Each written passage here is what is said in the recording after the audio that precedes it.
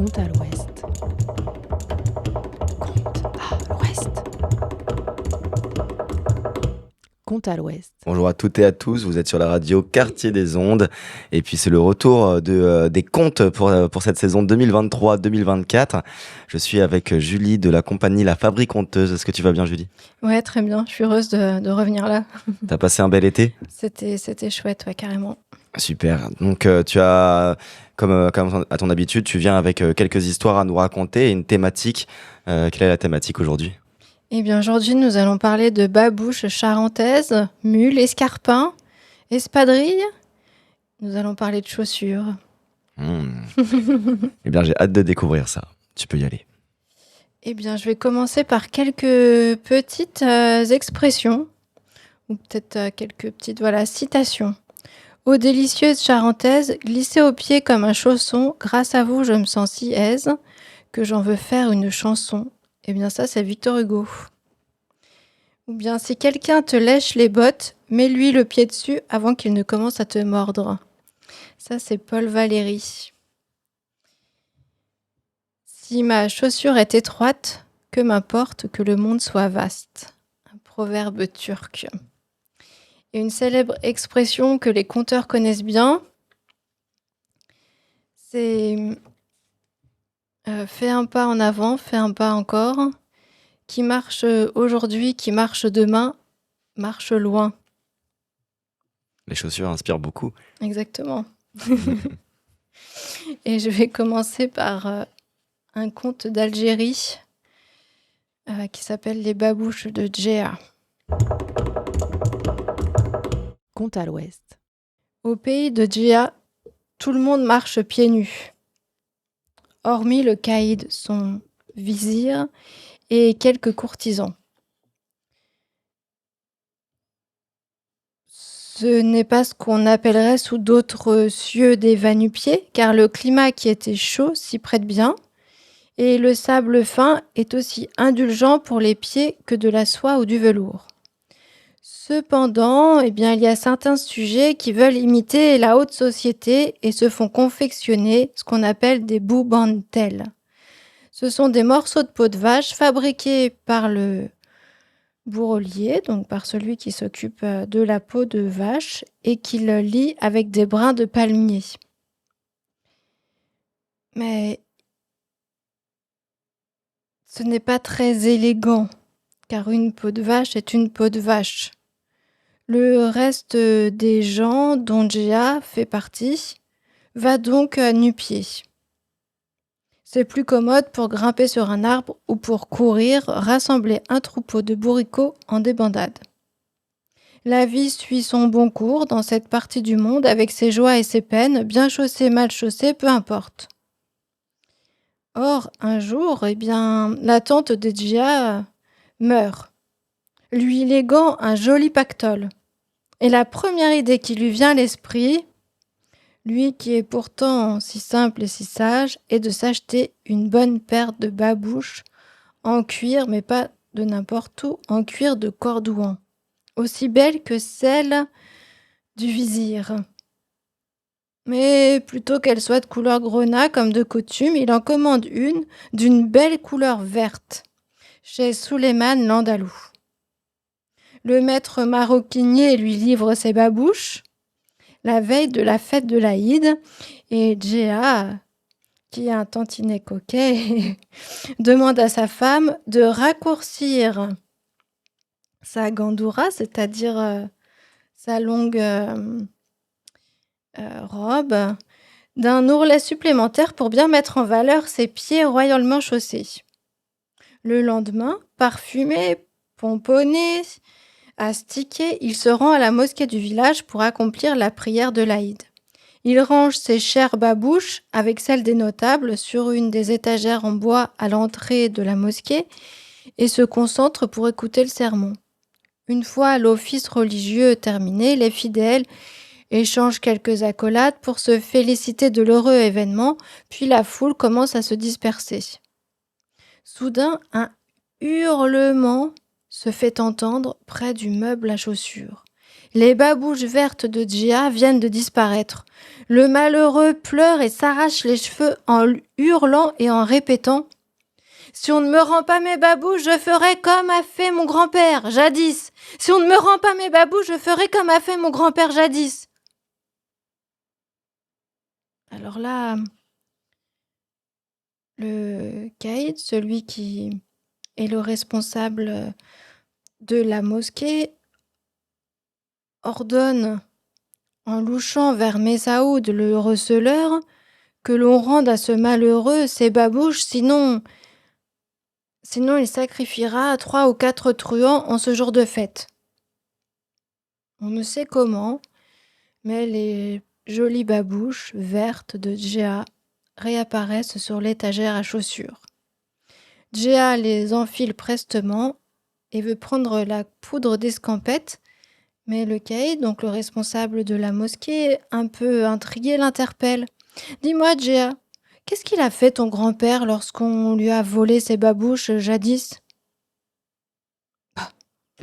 Il s'en a acheté une autre paire, pardi, » répond Djéa, imperturbable. Un autre conte d'Algérie. Il était une fois un vieux lion qui chassait de moins en moins tant ses pattes ankylosées refusaient de le porter. Compère renard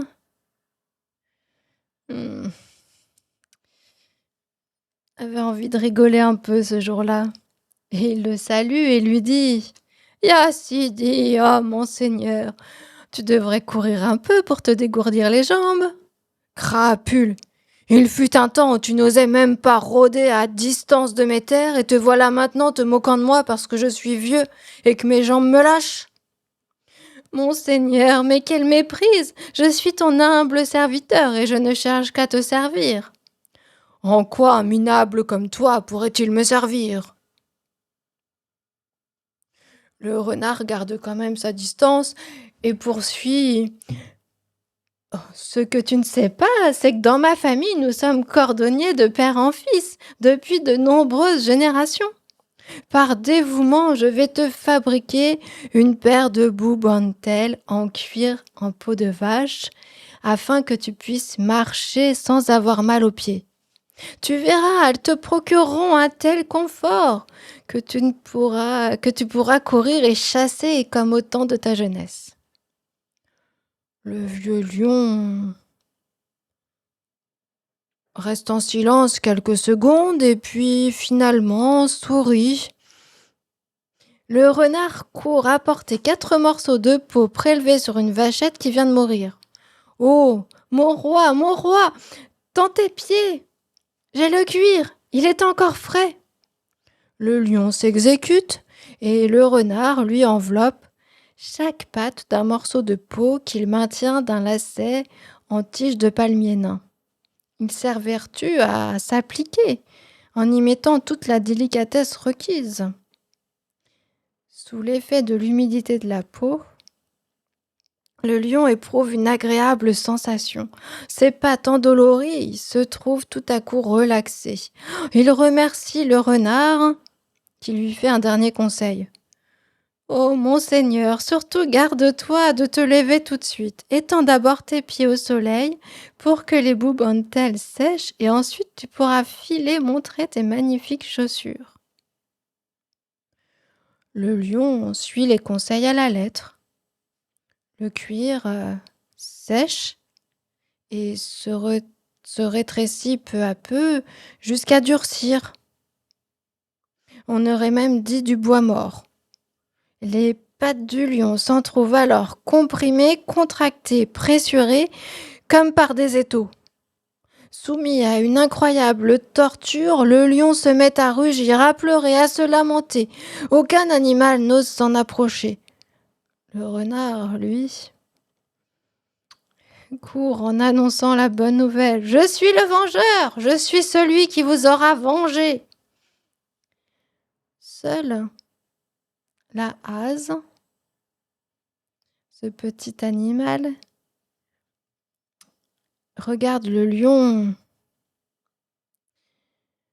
s'en approche et l'interpelle quand même de loin. Elle ne s'en approche pas trop près non plus, mais elle l'interpelle. Monseigneur, Monseigneur, promets-moi de ne pas me dévorer. Si je t'aide, je mouillerai le cuir qui se dilatera et ensuite je t'arracherai cette horrible boubantelle. Le lion la remercie et lui promet une récompense. Elle fait plusieurs voyages pour rapporter les gorgées d'eau nécessaires qu'elle déverse sur le cuir qui se dilate en s'humidifiant. Ainsi, la hase, ce tout petit animal, a pu retirer les chaussures de torture du patte du lion. Soulagé et libéré, le lion tend sa patte et clap. Il la laisse tomber sur Madame Lièvre qui se met à hurler. « Tu cherches à dévorer celle qui t'a sauvée !»« Oui, oui, dit le lion. Je t'ai à portée de patte et je ne suis pas en mesure de chasser. » Et glops, il l'avale sans la mâcher. Il l'engloutit si vite qu'elle glisse rapidement et se retrouve expulsée par l'autre trou. Ouf! Elle se sauve alors sans demander son reste, en se disant « Voilà comment les ingrats se comportent avec ceux qui volent à leur secours. » Cette expérience m'apprendra à ne plus donner ma confiance à n'importe qui, tout roi qu'il fût. Et maintenant, une autre histoire de babouches.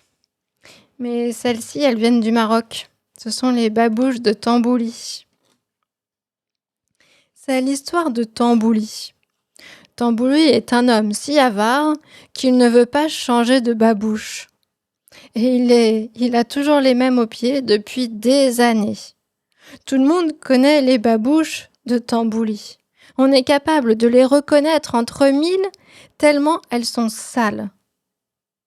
Un jour, un ami de cet homme lui dit « Écoute, tu es riche, alors tu dois changer ces horribles babouches. » Tambouli hésite un peu, passe devant chez le cordonnier, le lendemain repasse, regarde par la vitrine, et puis finalement se décide. Et il jette alors ses vieilles babouches dans un lac. Un pêcheur les attrape dans son filet. « Oh, mais c'est les babouches de Tambouli, je vais les lui rapporter. » Ce dernier, quand on vient frapper à sa porte, proteste. « Mais je n'en veux plus, ne me les rendez pas. Si je les ai jetés au milieu du lac, ce n'est pas pour les récupérer. » Mais il finit quand même par les récupérer malgré tout et se trouve contraint de trouver un autre endroit pour s'en débarrasser. « Je vais les jeter dans la forêt. Là-bas, personne ne va jamais. » Mais il les laisse dans un endroit où, hélas, passent justement des gens. « Oh, mais ce sont les babouches de Tambouli. Nous allons les lui rapporter. » Et on lui ramène ses babouches. « Mais je n'en veux plus, ne me les rendez pas. » Il décide alors « Je vais fermer les yeux et les jeter loin, n'importe où. Je ne veux plus les voir, ces babouches. » Et il les envoie loin. Mais elles tombent dans la maison du juge, le cadi. Elles atterrissent directement dans la vaisselle. Tout se brise, les beaux vases en porcelaine, tout est en morceaux. Quand le juge découvre ce désastre, on se met à la recherche du vandale. Et là, les babouches sont la seule preuve. Ce sont les babouches de Tambouli. C'est lui qui a fait ça. Tambouli est interrogé. « Pourquoi as-tu détruit mes biens ? » ?»« Mais ce n'est pas moi, ce sont mes babouches qui ont tout cassé. Je voulais juste jeter mes babouches. Je ne voulais pas casser tes vases, ta vaisselle et tout le reste. Je les ai jetés dans le lac, mais on me les a rapportés. Je les ai jetés dans la forêt, mais on me les a encore rendus. C'est alors que j'ai cru bon de les lancer. J'ai cru les avoir lancées tellement loin qu'elles ne reviendraient jamais, mais en fait elles sont tombées chez toi. » Le juge lui répond. Bon, écoute, tu n'as qu'à les accrocher chez toi au mur. Comme ça, tu seras plus tranquille. Elles ne te causeront plus d'ennuis. Eh bien, c'est ce que Tambouli a fait. Et ses babouches sont devenues célèbres.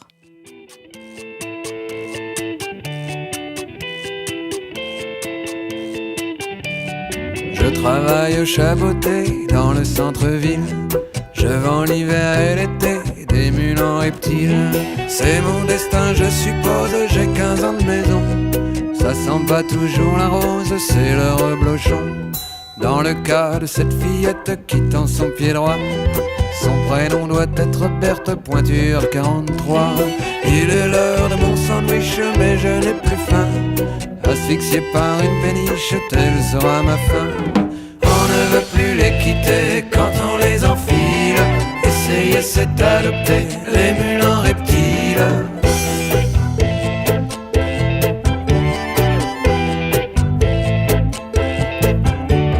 Je surveille le chaboté derrière mes lentilles. Au rayon des nouveautés, une longue fille. Elle regarde les savates et puis finalement elle me dit qu'elle convoite les mules en serpent. Elle me confie son pied nu comme à une sœur. Il est fin, petit, menu, bref sans épaisseur. Je le respire, je le flaire, enfin je le hume. Je voudrais mettre sous verre ce qui le parfume. On ne veut plus les quitter quand on les enfile. Essayer c'est adopter les mules en reptiles.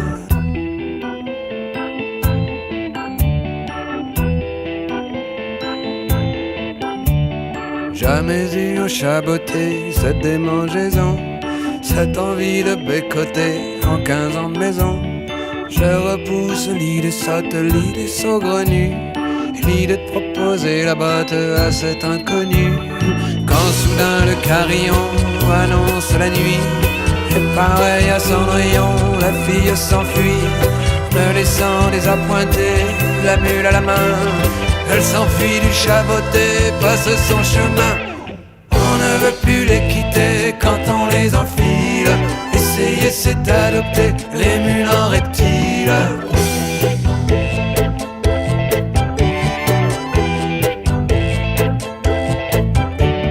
Je me faufile dans la réserve, j'entrouvre la boîte.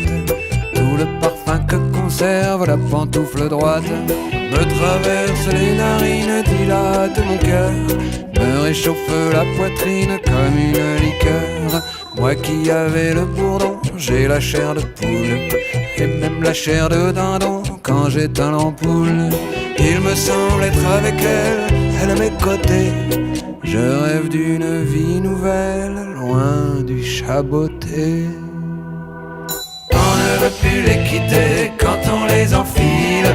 Essayer c'est adopter les mules en reptiles. On ne veut plus les quitter quand on les enfile. Essayer c'est adopter les mules en reptiles.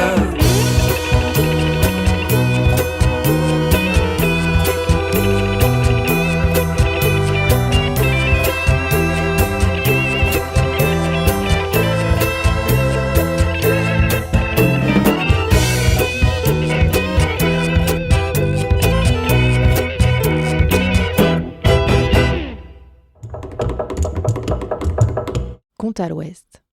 Et maintenant, un conte d'Henri Pourrat. Donc, on revient en France, en fait. Il y avait une fois un homme prêt à tout endurer. Dans son pays, on dit qu'ils sont plus endurants que les pierres du chemin. Mais lui, c'est encore plus que ça. Lui, c'est la patience même. Un matin, il part avant le soleil pour aller désherber son champ. C'était sur la côte à une demi-lieue peut-être de la maison. En allant, il sent quelque chose qui le foule dans un de ses souliers, qui le gêne, qui lui picote un peu le pied. Mais quand même, il n'allait pas s'arrêter pour si peu. Il arrive à sa terre et il se met à piocher. Son soulier, cependant, continue de le gêner. À n'en plus douter, cette fois, il y a bien quelque chose là. Ou plutôt, Plutôt, il en a tellement mal qu'il en a un mal qu'on dit un mal de diable. Et pourquoi le diable m'en voudrait-il? Pourquoi ce soulier m'en voudrait-il? Oh, faudra bien que ça passe.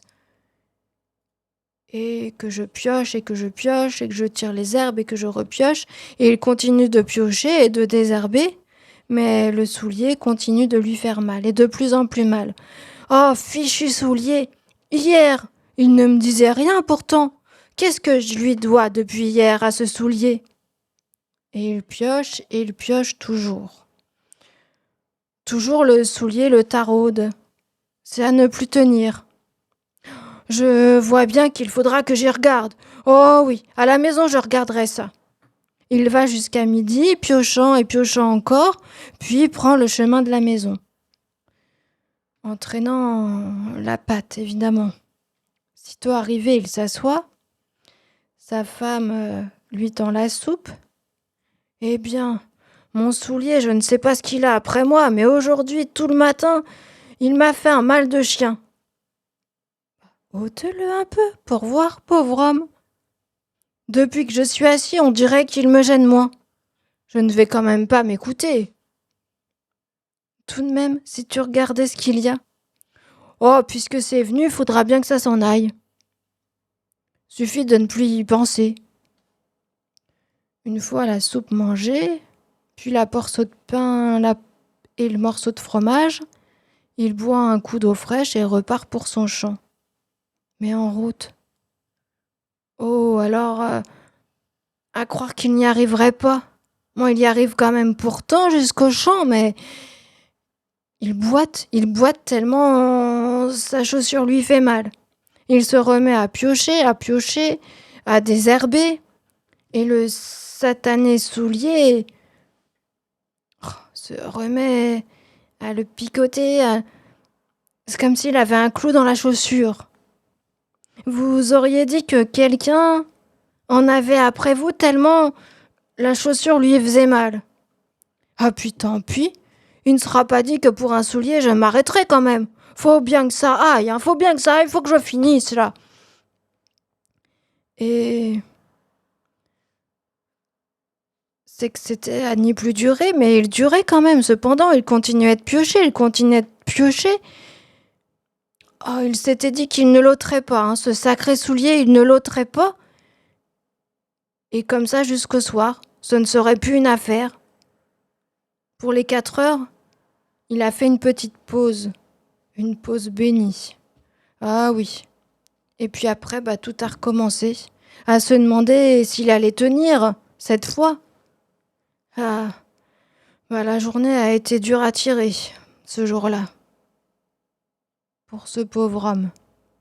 Enfin arrive l'heure de la soupe. Il rentre chez lui, sans bien savoir comment il va s'y prendre pour refaire le chemin. Et il tombe sur le banc. Ah, je ne sais pas si j'aurai le courage de manger ma soupe, dit-il à sa femme, tant ce sacré soulier m'en aura fait voir toute la journée. Oui, je peux te dire qu'il m'en a fait voir. Et si tu l'ôtes, mon pauvre mari, mais pourquoi pas le retirer maintenant? Oh, ça va bien, maintenant ça attendra à ce que je me couche, puisque... Hein? Et en se couchant, donc, avant de se mettre au lit, en se déshabillant, il retire son soulier. Il le prend comme ça, dans la main, pour regarder ce qu'il y a dedans. Eh bien, c'est la grosse clé de l'armoire. L'armoire à côté de laquelle il pose toujours ses chaussures. Oui, c'est la grosse clé de l'armoire qui est là, dans son soulier. Et maintenant, je vous emmène à Varsovie, dans les pays de l'Est, pour vous raconter l'histoire de Chlem. Alors, l'histoire de Chlem, eh bien... Chlem aime marcher. Chlem... c'est ça, Chlem aime marcher. On raconte que pour distribuer bêtise et intelligence aux hommes du monde, Dieu envoie des anges tout autour de la terre.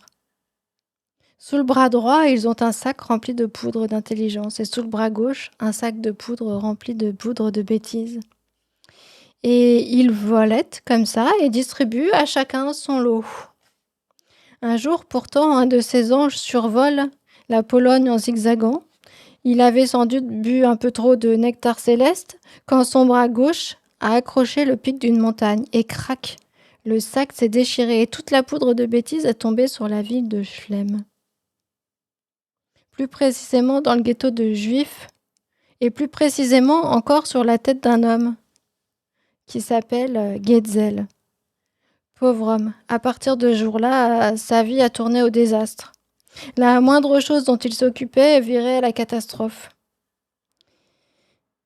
Il n'y avait plus un artisan dans le ghetto qui voulait de lui comme ouvrier, ni même comme apprenti. Chose inouïe. Le rabbin de la communauté a décidé qu'on lui donnerait 5 groschen par jour pour qu'il reste chez lui.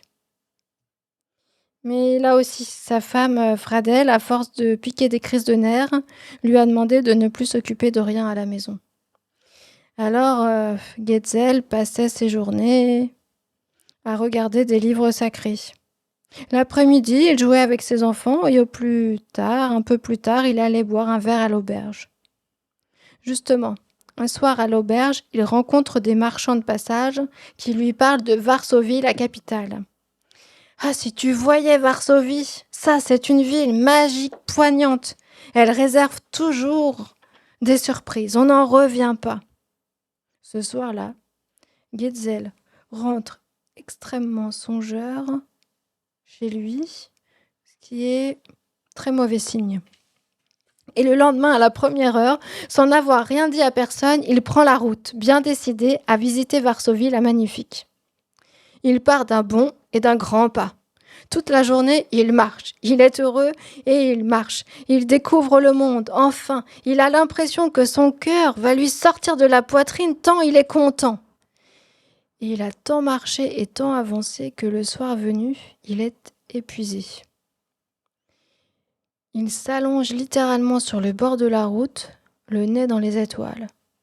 Il est sur le point de s'endormir quand brusquement il se redresse et se dit « Mais oh là là là là, et si demain en me réveillant, j'allais me tromper de côté, qu'au lieu d'aller à Varsovie, je retourne à Chelm. Ce ne serait vraiment pas très malin. » Alors, il se passe un temps comme ça, et puis il se passe encore un temps, et tout à coup, lui vient une bonne idée. Il défait ses chaussures, les pose sur le bord de la route, les pointe en direction de Varsovie, les talons en direction de Chlem, et il se recouche en se chantant une bonne comptine. Les pointes à Varsovie, les talons à la maison. Mais le lendemain, le soleil ne s'est pas encore levé qu'une charrette passe justement sur cette route. Elle transporte de longues branches. Et l'une d'elles accroche les chaussures de Getzel. Et un moment après, quand Getzel se réveille tout content, il remet ses chaussures en chantant les pointes à Varsovie, les talons à la maison. Il reprend la route. Non pas en direction de Varsovie, mais en direction de Chlem. Encore une fois, il marche d'un bond et d'un grand pas. Il est toujours heureux, toujours aussi heureux que la veille, peut-être même plus heureux encore, car tout ce qu'il voyait, tout ce qu'il découvrait lui semblait légèrement familier. Enfin, il a vu venir à lui les premières maisons de la ville, et incroyable. C'était exactement comme à Chelm. Les mêmes maisons de bois, la même odeur de fumier, les mêmes chiens, les mêmes poules. Ah pas étonnant qu'on trouve cette ville de Varsovie fantastique, se dit Getzel. On s'y sent tout de suite chez soi ici. Et il avance émerveillé jusqu'au centre de la ville, où comme à Chlem, il voit la synagogue juste à côté de la maison du rabbin. Et puis soudain, Getzel est pris d'une inspiration subite. Il se met à courir et à dévaler les rues, exactement comme si il connaissait son chemin pour arriver à l'endroit même où Ashlem, il a sa propre maison. Et la stupéfaction totale, eh bien, il voit 5 enfants qui jouent devant et qui ressemblent comme 2 gouttes d'eau à ses propres enfants. Il n'a pas le temps de se remettre de cette surprise que la porte s'ouvre violemment pour laisser apparaître une femme, la sœur jumelle de sa femme Fradel. Elle dit aux enfants de rentrer manger, puis elle l'aperçoit. Et là, elle se met à hurler, exactement comme sa Fradel. « Mais où étais-tu ? Mon pauvre ! Tu m'as laissé seule avec les enfants, comme ça, je me suis arraché les cheveux, je me suis inquiétée, je me suis arraché les vêtements. Et toi, là, te revoilà, comme ça, comme si de rien n'était. » Getzel se sent devenir glacé de la tête jusqu'aux pieds. Il se dit « Oh là là, mais non seulement ici tout est comme Ashlem, mais en plus il doit y avoir un autre Getzel qui est mon sosie craché. » Alors il arrête la femme qui hurle devant lui et articule péniblement « Mais madame, vous me prenez pour votre mari, c'est normal, mais moi je ne suis pas celui que vous croyez, moi je suis le Getzel de Shem. » Alors Fradel le regarde l'œil rond et se dit « Mais cette fois, ça y est, il a vraiment son compte, il est devenu mais complètement piqué, mais complètement détraqué. » Alors elle lui sourit gentiment, et puis vite elle va chercher le rabbin de la communauté qui connaît son Getzel par cœur. Le rabbin arrive, l'écoute longuement et lui répond « Un autre Getzel, hein ? C'est vrai que la ressemblance est troublante, mais vous savez, notre Getzel à nous a été pris hier d'une envie subite de voyager. »« Ah bah exactement comme moi. »« Ah je sais, a fait le rabbin, mais voilà, il a laissé ici sa femme et ses 5 enfants. Alors suivez-moi bien. Si l'on vous offre 5 gros chênes par jour, accepteriez-vous de rester pour vous occuper d'eux ? » ?»« Oh non, hein.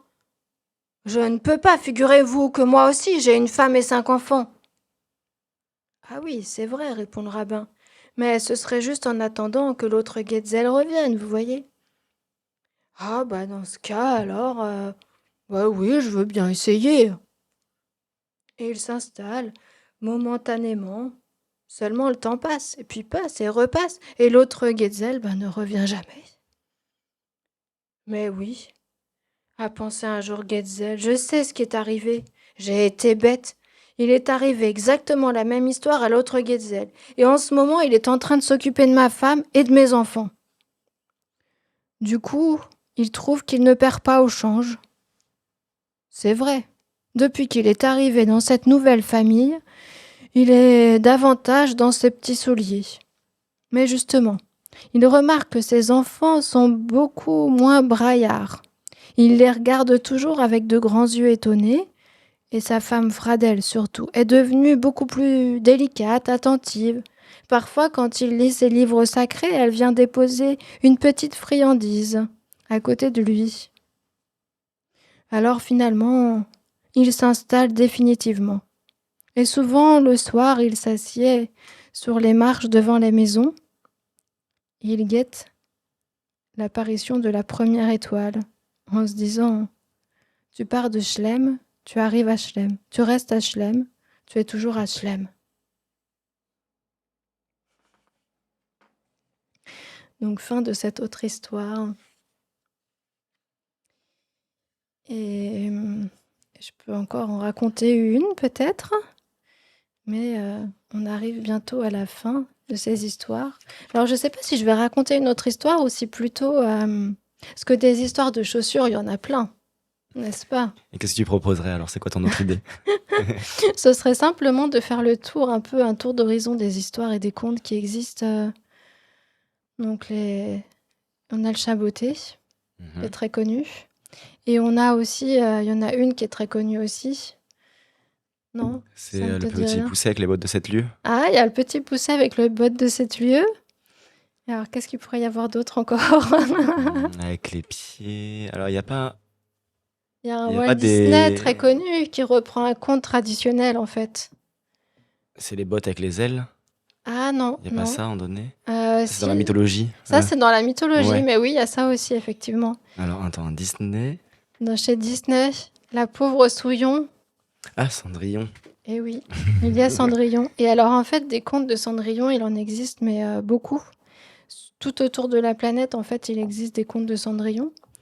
Et, euh, et là, je peux vous raconter donc un dernier conte qui est un conte de Cendrillon, mais une version qui nous vient de Laponie.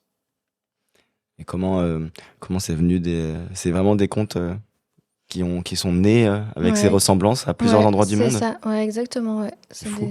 Ouais, tout à fait. C'est ça qui est assez incroyable, en fait. Parce que, oui, c'est ça. Ils sont nés à plein d'endroits du monde, à même période, sans que pour autant, justement, sans que pour autant, bah, à ce moment-là, les gens voyageaient moins qu'aujourd'hui.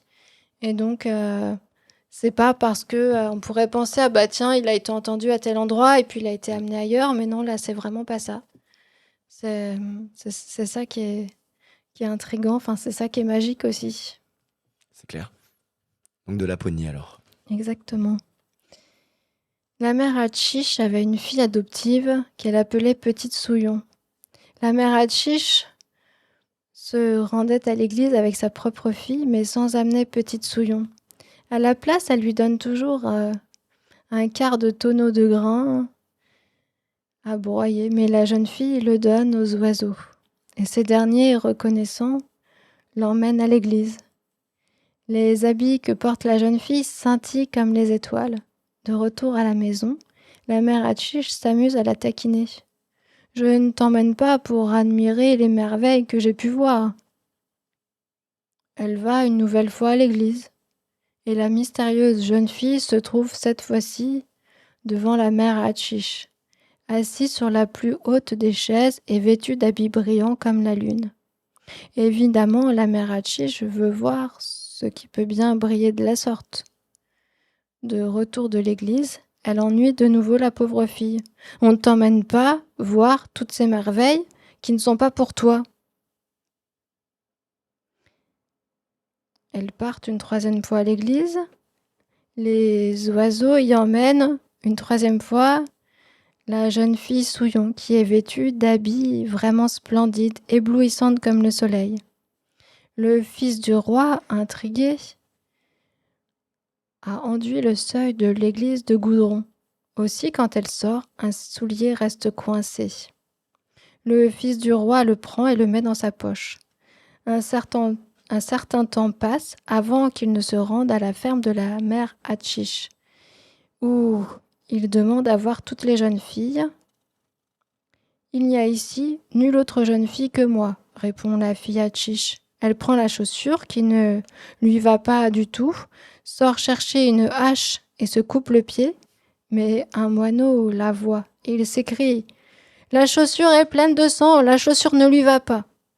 Le fils du roi demande alors « N'y a-t-il pas une autre jeune fille, une pauvre fille, une Souillon qui habite ici ? Appelez-la, ordonna-t-il. » Elle est occupée à laver le linge et n'avait pas le temps de venir.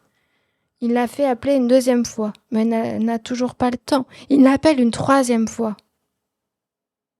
La fille de la famille répond alors « Elle va arriver bientôt, dès qu'elle se sera lavée et changée un peu. » La jeune fille n'a qu'une seule chaussure, et elle se présente ainsi devant le fils du roi. Celui-ci avait alors l'autre chaussure qu'elle passe à son pied. La mère Hatchish s'exclame « Ah, si nous avions su, nous l'aurions tué depuis bien longtemps !» Le couple part alors, suivi de la fille Stallo qui crie derrière eux.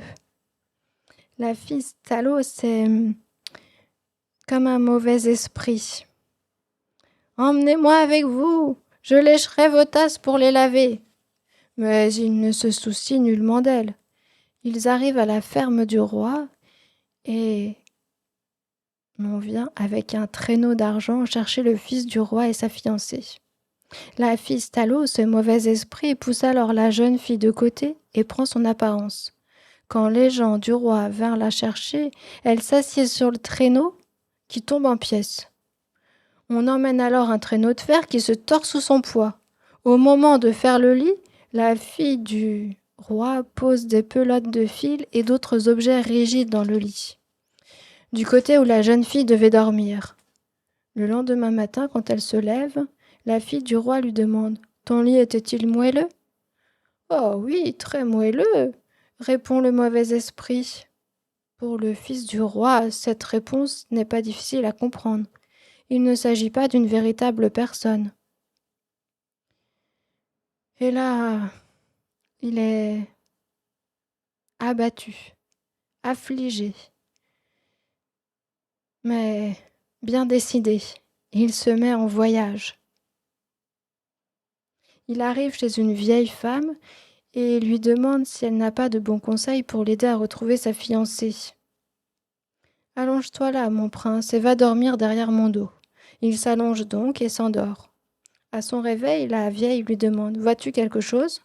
Il lui répond qu'il voit quelque chose qui ressemble à un fuseau avec des fils de laine.